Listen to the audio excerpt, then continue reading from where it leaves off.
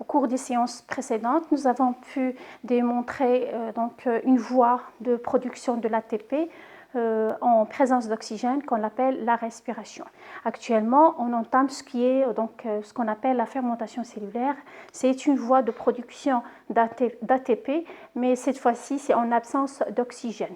Donc, au niveau du cytoplasme, une molécule de glucose en C6 va suivre un ensemble de réactions d'oxydoréduction, donne naissance à deux acides pyruviques ou de pyruvate en C3, avec formation de deux molécules d'ATP et deux molécules de NAD+, qui passent de la forme oxydée en forme réduite.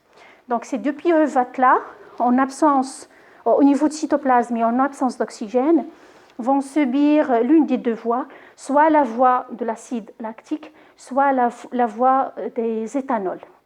Donc pour la première, les deux acides pyruviques donnent naissance à deux acides lactiques.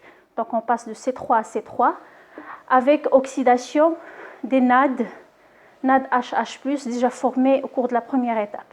Donc on passe de la forme réduite à la forme oxydée. En quelque sorte, c'est la régénération des NAD+. La deuxième voie qui est la voie des éthanols, donc les deux acides pyruviques donnent naissance à deux molécules éthanol, ce sont des alcools. Donc on passe de C3 en C2 avec l'oxydation des deux molécules de NAD qui passent en leur forme oxydée avec dégagement de deux molécules de CO2. Donc voilà le passage de C3 en C2 avec dégagement de deux molécules de CO2.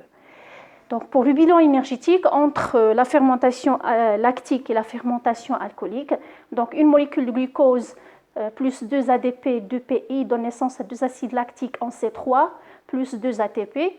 La fermentation alcoolique, donc on aura le passage d'une molécule de glucose en C6 plus 2 ADP plus PI à la formation de deux éthanols, deux alcools en C2, plus la synthèse de deux molécules d'ATP et le dégagement de deux molécules de CO2.